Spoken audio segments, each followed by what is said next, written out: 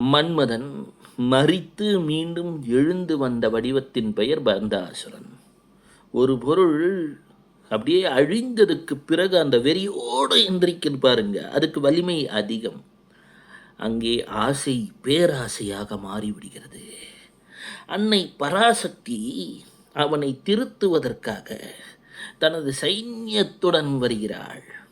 லலிதா மகா திரிபுர சுந்தரி வந்து கொண்டிருக்கிறாள். 14ஆம் நாள் சதுர்தசி.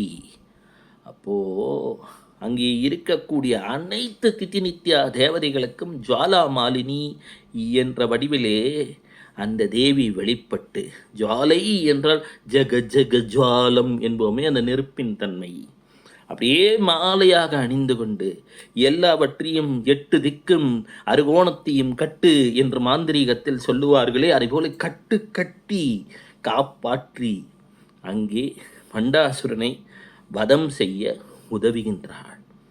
அங்கே சிவத்துவம் பிட்சாடன மூர்த்தியாக நிற்கின்றது. எப்பவுமே பராசக்தியை வழிபட்டால் அதற்குரிய சிவ வடிவத்தையும் வழிபட்டு விட வேண்டும். அவ்வாறு வழிபட்டதும் வெற்றி வந்து விடுகிறது. இன்று சதுர்தசி. இதற்கான தேவதை ஜுவாலா மாலினி.